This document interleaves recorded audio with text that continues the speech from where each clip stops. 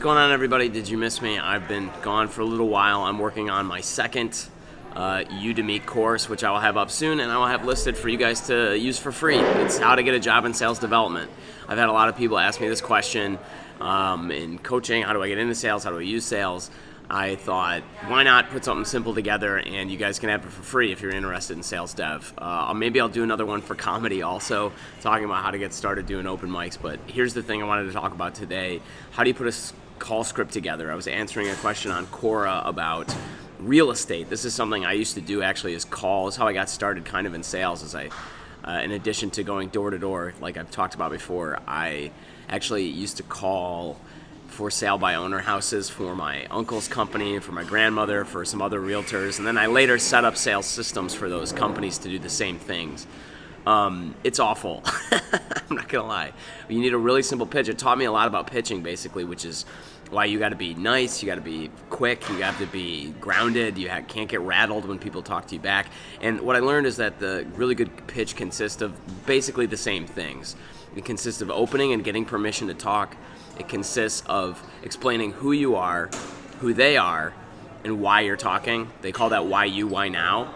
And then finally, a little display of value. So like that's the third part, this DHV that comes from the world of pickup, but it's true in sales. Is just display your quick value and have a little bit of evidence, meaning like some data to back up a difference, and then asking for the next step, and that's it. So now here's the thing about asking for the next step.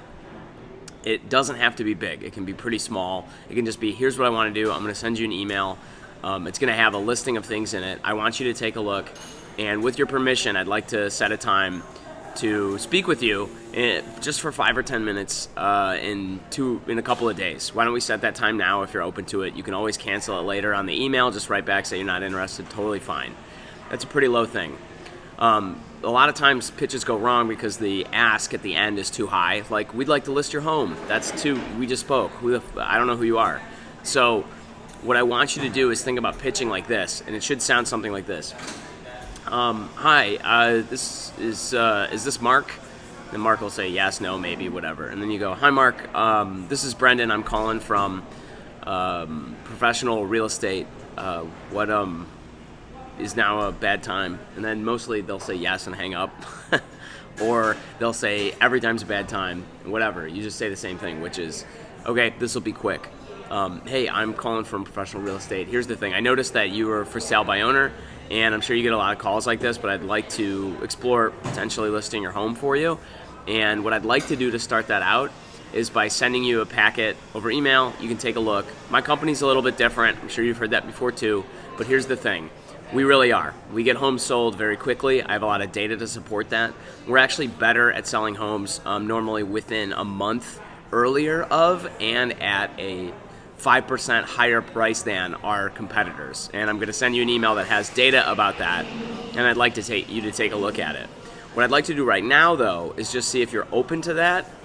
If you're open to it, ultimately making more money by selling your home faster and at a higher price rather than trying to save the money you're saving for being a for sale by owner right now.